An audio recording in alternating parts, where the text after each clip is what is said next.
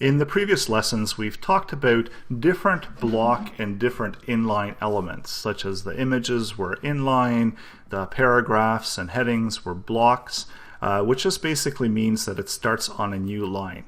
So here we've got an example of if you want to just set a default block element, we use div, and if we want to set a default inline element, we use span.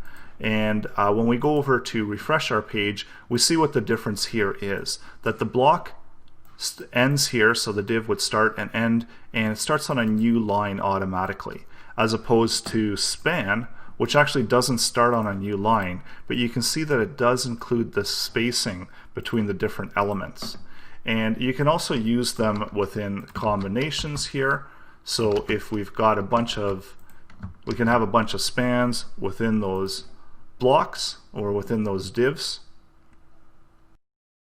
You can see how that turns out within the coding, that it just shows up within there. And this is going to become really important when we start working with CSS, because we're going to see that these divs and these spans are going to be very commonly used to divide up different elements and create different elements within the HTML code, to break them up and to add additional styling and CSS to these different elements. Within HTML, we also have the ability to do formatting, and the formatting is inline. So now we've just added these strong tags around world, and what that's going to do is that's going to emphasize world. So you can also do EM and then the closing EM, and I believe I could do that this way. So opening and closing EMs, and then here we've got strong. So when we refresh this page, we see what's happened here, that EM has made this italic look to the text, and strong has essentially bolded it out.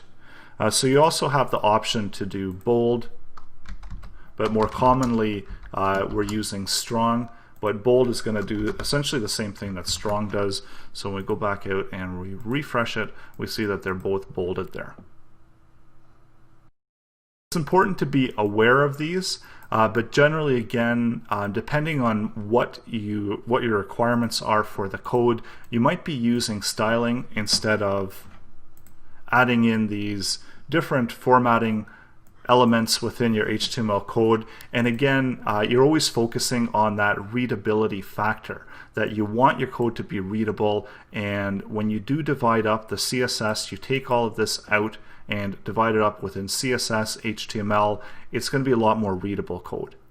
But it is important to remember that these are there in case you do need to use them within your HTML documents.